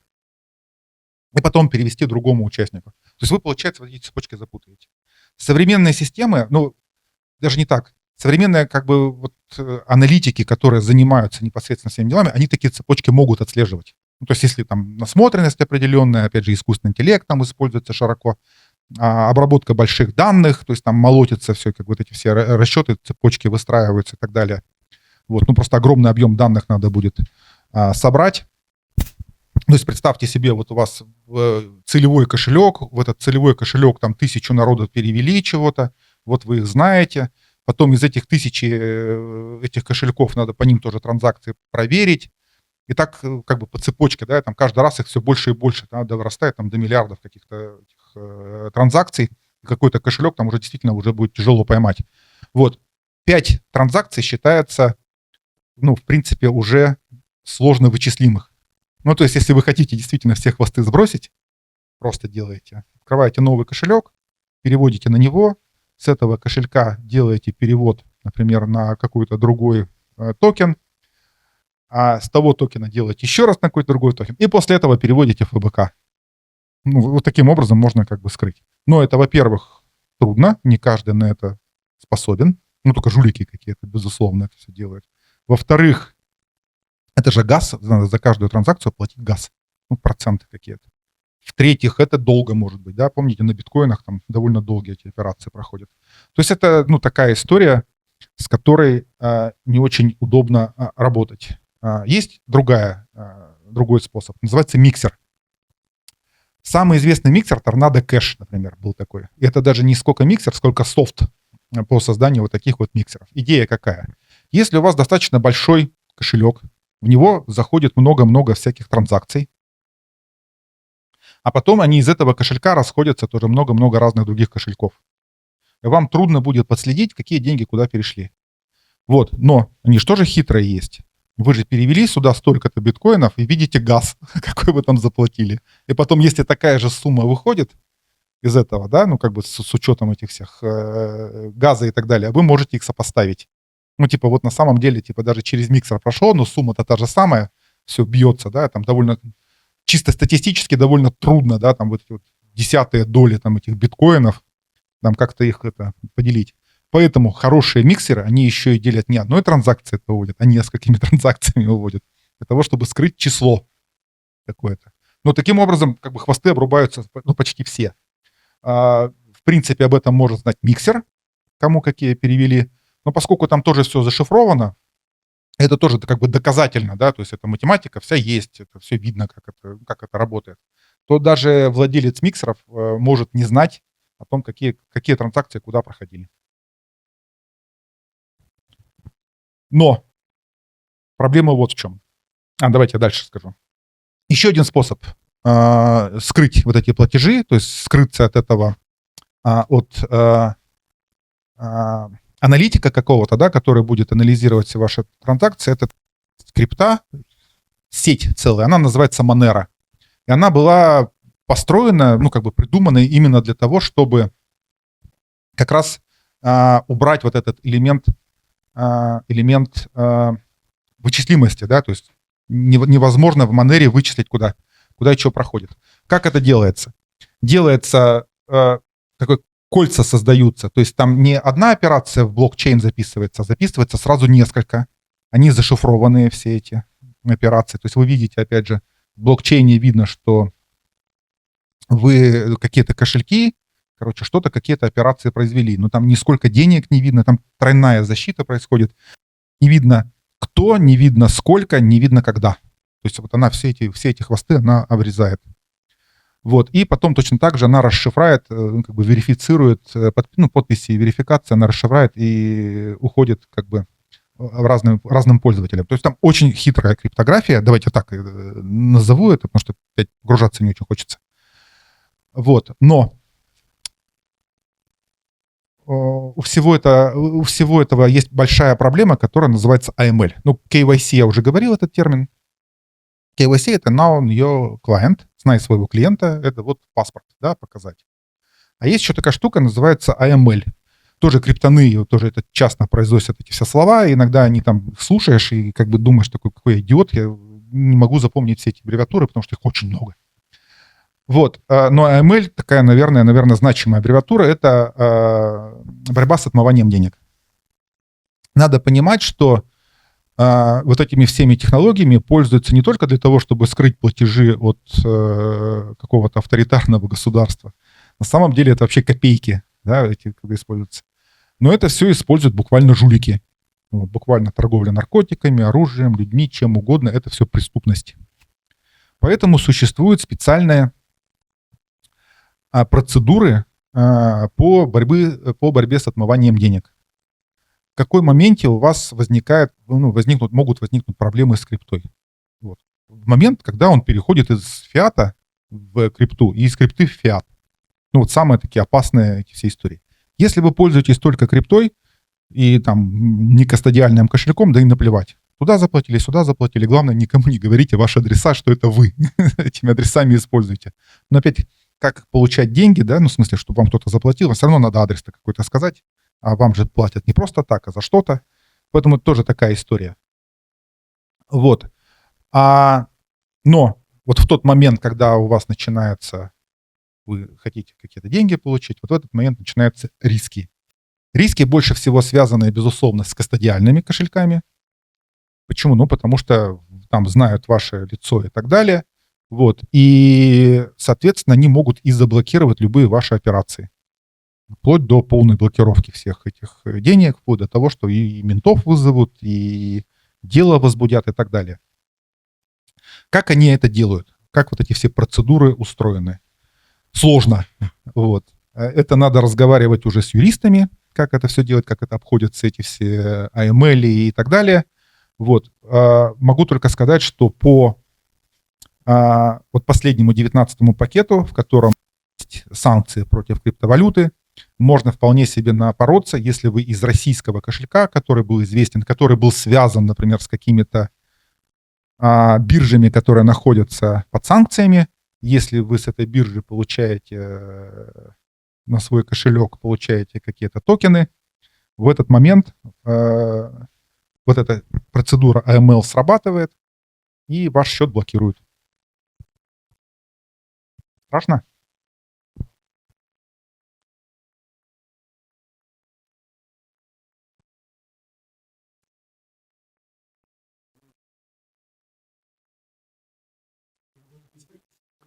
Нет, по-хорошему это так и надо делать, да, что вам какие-то деньги приходят. Ну, как бы я не хочу рассказывать про то, как отмывать деньги, это не моя задача. Вот. Я хочу, чтобы вы понимали, как бы эта система работает. Она работает следующим образом. Есть система аналитики, вот, которая, в общем-то, начинает отслеживать эти все ваши кошельки, все эти цепочки. Вот вам приходит на ваш счет, приходят какие-то деньги, на 5 хопов они просчитать могут. Ну, то есть вот эта сумма, откуда что она пришла. И они такие считали, хоба, там миксер, торнадо кэш. Чувак, ты попал. Ну, типа, да, даже в том числе, если отправили донаты, вот, донаты прошли через торнадо кэш, вот, вам надо, ну, вполне себе можно нарваться на эту вот ситуацию. Там, конечно, не так это все работает, там, ну, типа, видят, что этот кошелек, на него там много приходит и так далее. Но обычно, опять же, обычно это собираются на некастодиальный кошелек. Обычно все-таки эти вещи собираются туда. Вот. Но потом, когда выводят с этого кошелька, идут действительно, ну, мы так делаем, мы VPN продаем в России, из России рубли нам к черту не нужны, во-первых, во-вторых, фиг выведешь. Но мы их получаем в крипте, наш оператор, платежный оператор, который там работает, он их переводит в крипту мы получаем, и дальше мы раздаем ее своим партнерам и пишем им бумажки, потому что, да, вот мы получили эти деньги в крипте, и да, мы вам переводим, допустим, фиатом. Вот, ну, там по-разному. Кто-то в крипте и предпочитает в дальнейшем, да, то есть там тоже, крипта тоже нужна, опять же, для того, чтобы заплатить там за работу журналистов в России, например. Вот, ну и плюсом ко всему, это, конечно, комиссии на все это, да, как бы накручиваются. Вот, по-хорошему получили крипту какую-то, задекларировали ее.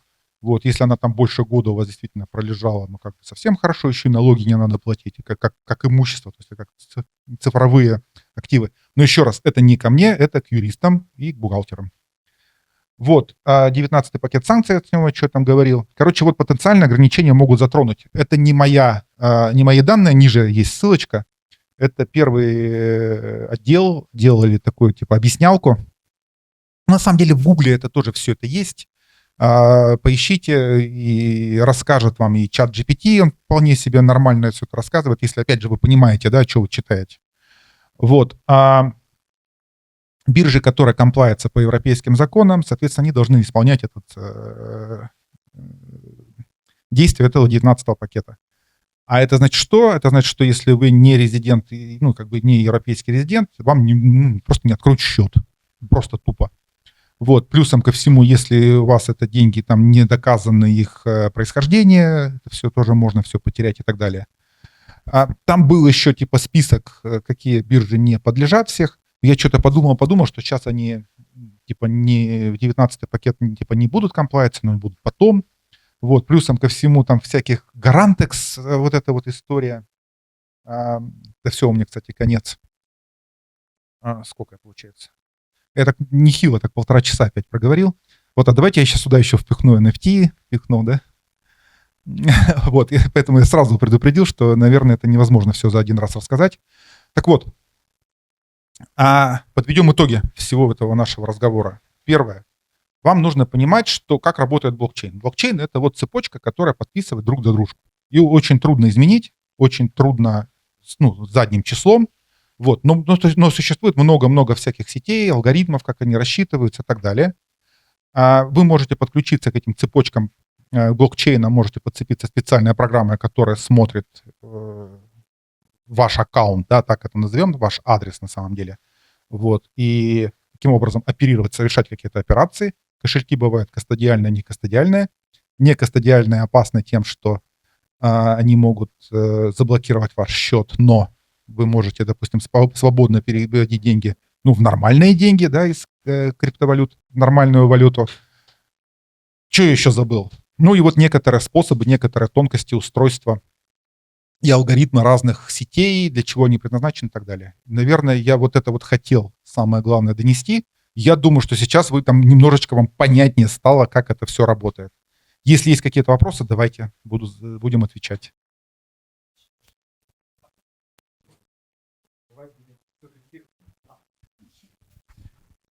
Ты считаешь криптовалюту фантиками или все-таки вот как USDT и остальные, то есть подкрепленными, то есть у них большой шанс в будущем? Я считаю это технологией. Вот так вот я отмазался. Я считаю это технологиями, да, то есть мне кажется, что у самой технологии довольно большое будущее впереди, как уж они там будут работать, какие там биткоины или еще что-то такое будет возникнуть, я не знаю. Знал бы прикуп, что называется, да, я бы вот этот биткоин не потерял бы, вот, и вообще бы я с вами не разговаривал бы, сейчас где-нибудь лежал бы в Сочи. Шучу. Вот, я считаю биткоин, вообще это все не биткоин, опять же, да, блокчейн. Я считаю технологии перспективные, на ней можно строить очень много всяких интересных вещей. А проблема этой технологии заключается в том, что ее сейчас слишком усложнили, переусложнили, слишком много мошенников там. Прям мошенников, прям вот это все. На этого Трампа смотреть я просто без слез не могу. Когда они выпускают эти мемкоины, кстати, отдельная история, надо было еще включить, наверное, мемкоины еще сюда. Но смысл мемкоинов очень простой. Это те же самые токены, которых в этих сетях, но они привязаны ни к чему. То есть вот тот же самый как бы USDT, но не USDT. Он вот просто мемкоин Трамп, или как там, Мелания там у него называлось. Вот просто мемкоин Мелания. Вот сколько он стоит? Да нисколько он не стоит.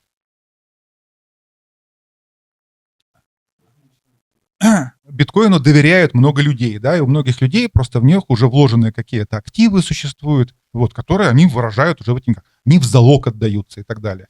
Вот, и есть люди, которые принимают этот залог, и принимают, есть люди, которые дают эти биткоины в залог. Там есть рынок. Вот, кто возьмет в залог, как бы в трезвом уме и не накуренные, да, кто возьмет в залог мемкоин Мелания, я не знаю таких людей. Вот, это отдельная, как бы, даже история, да, но, еще раз, это технология, у которой, наверное, большое будущее. Почему? Например, можно строить всякие разные интересные схемы, связанные, не знаю, начиная от нотариата, буквально, вот, заканчивая система выборов, да, прям вот выборы можно проводить на блокчейне, их даже пытались в России проводить, но это отдельная, конечно, история, это отдельный способ всех обмануть. А какие вещи можно сделать? Я по телекому ушибленный, да, я, допустим, мечтаю о такой системе, вот смарт-контракты такие, то есть вот нет никаких операторов, я беру, инвестирую деньги допустим, в оборудование, это оборудование сдаю в аренду, кто к нему подключится, и они мне оплачивают как бы вот этой криптовалютой на основе смарт-контрактов, а я эти же смарт-контракты построил таким образом, что это выплачивается, не знаю, поставщикам. Примерно сейчас то же самое, сейчас Дуров пытается создать вот на уровне искусственного интеллекта, да, то есть вот эта последняя вот инициатива была, я, правда, читал, ничего не понял, вот, но смысл такой, что мы можем вот типа токенизировать, да, какие-то вещи, которые находятся в реальном мире, да, например, вычислительные мощности, мы можем же токенизировать вычислительные мощности, я посчитал там 3 миллиарда операций, допустим, да, она стоит, эти 3 миллиарда, обозначены в какую-то определенную, сумму токенов. И вот эти токены могут расти, когда у нас спрос большой на вычислительные мощности, или падать, когда спрос маленький. Вот этими вещами можно очень много тонких всяких вещей регулировать. Или, например, я думал почему-то, что технология NFT, она на самом деле там получит довольно серьезное распространение, потому что это не сами именно вот эти токены, которые там продают, вот эти дурацкие картинки и так далее, а это же просто-напросто справка, что ты владеешь каким-то определенным ресурсом. Ну вот можно владеть картиной какой-то, а можно не владеть этой картиной, а иметь справку, что ты ее владеешь. А она в музее висит, а ты ее владелец. А тебе за то, что ты сдаешь ее в музей, опять же, смарт-контрактом, это все рассчитывается, тебе перечисляется какая-то денежка за то, что люди приходят, платят в музей за билет и как бы смотрят ее. Это же можно сложнее все развить, это можно развить и на кинофильмы, это можно также сделать, да, то есть вот эти вещи. Но это должна создаться как технология, которой, опять же, все доверяют. У нее там очень много процессов, которые связаны даже не сколько с технологией, а сколько с устройством социума, с психологией довольно много всяких вещей есть. Ну, то есть вот биткоин, вот поверили биткоину. Вот так получилось, что ему поверили. И сейчас попробую это все как бы разуверить людей, да, что он ничего не стоит. Потому что в него люди уже вложились, типа, на смысле, ну, как бы, а другой такой, так, ну, это что же денег стоит? Ну, типа, нет, он не бесплатный. Вот. Плюсом ко всему это же поддерживается еще и огромными вычислительными ресурсами, и буквально в физическом мире этому есть подтверждение в виде вот этих центров. Щадите планету, ироды, дата-центры на NFT. У меня, Миша, спасибо большое, очень интересно. У меня очень простой вопрос такой, вообще не про технологии.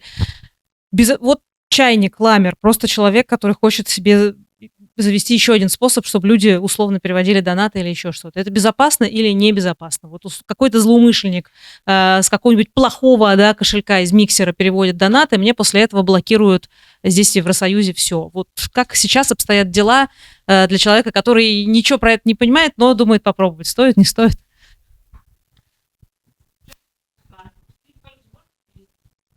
Прям часто просят, часто прям спрашивают.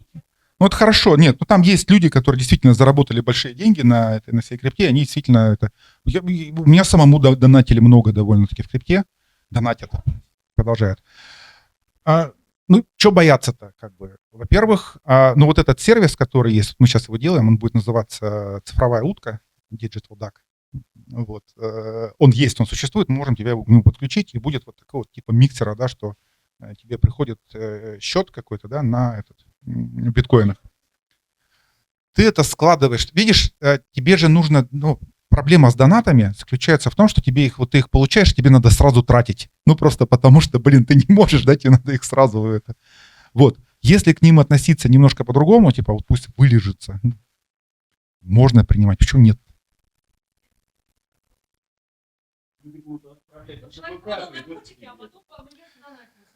Ирина, я не знаю. Ответ простой, я не знаю, ну правда. Вот, ну, по большому счету ведь тоже так, да, потому что торговец наркотиками тебе не может так, что ли, на счет перевести, тоже может. Поэтому, но ты не можешь отвечать за это все, это надо с юристами разговаривать. Вот, ну, скорее всего. Но практика приема пожертвований в криптовалюте существует, потому что не только мы принимаем. Это и там, не знаю, Википедия принимает. Википедия, кстати, дофига платят прямо в крипте. Они прямо вот это. Вот. Там есть еще вот что с этим, кстати, с AML вот этим, да, и прочими штуками. Там есть еще вопрос суммы. Ну, то есть на тебя будет наплевать, если у тебя сумма там, ну, там 500 евро условных. Условных, опять же, да, мы сейчас точно не знаем. Но там есть законы европейские, что там до 500 евро, по-моему, это подарок считается, и там никто на него внимания обращать не будет. Ну, вот тебе пришло там до 500 евро, как бы, и все, и хорошо. Вот когда больше 500, тогда вот вопрос возникает, да, что с этим делать. До 500 я бы даже не беспокоился. Я не беспокоюсь. Я устал беспокоиться, на самом деле, поэтому я не беспокоюсь. Зачем, ну, типа, переживать и беспокоиться, когда можно не переживать и не беспокоиться? Вот я как бы... А вот тоже как бы вопрос такой, скорее всего, за раз. Вот, но потом же там они накоплены раз 500, 2 500, 3 500, потом смотришь 500 тысяч. Есть. Зачем разбивают? Не, абсолютно. Ну вот мы так делаем. У нас есть специальная организация, которую мы открыли, там как раз комплайенс весь проведен. Открыто в США, где не запрещены эти все операции. И мы из США потом переводим платеж, как благотворительный платеж, уже конкретную организацию. Вот мы так собираем, там медиазона через нас собирает деньги. Таким образом.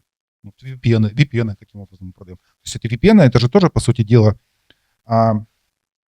ну, мы их, по крайней мере, так позиционируем, это как один из способов поддержать. Только кроме того, что ты еще как бы поддержал, ты еще и получил услугу. Вот. То есть, ну, как бы это связанная как бы история, из этого как бы больше платежи, ну, потому что спрос есть, вот, он, понятное дело, дороже, поэтому все эти обоссоты бегают за мной, потому что как бы, я там 5000% прибыли получаю, только я так и не понял, 5000 от чего. Вот. Короче, Ирин, вопрос сложный, вот, но сложный как? Если ничего делать не будешь, то ничего не будет. И к слову говоря, вот среди общих всех пожертвований, платежей, да, криптовалюта сейчас где-то в районе 5-10% от всех платежей. Поэтому он тоже как-то остается на периферии, и люди как-то не очень к ней подходят, и вот организации, которые собирают пожертвования в криптовалюте, тоже к ней как-то не очень относятся. Вот. Но я считаю, чем дальше вот это будет канитель идти с разделением финансовой инфраструктуры России и Запада, да, условно, вот мы будем находиться все равно в том моменте, когда без криптовалюты мы просто не обойдемся. Именно поэтому я читаю вот эти лекции. Именно поэтому это будет записано и опубликовано. Наверное, спасибо большое всем, кто пришел. Вот, есть обратная связь, там Google форма. Если не трудно, нажмите мне, там что-нибудь напишите. Вот. И, наверное, все. На этом спасибо. Расходимся.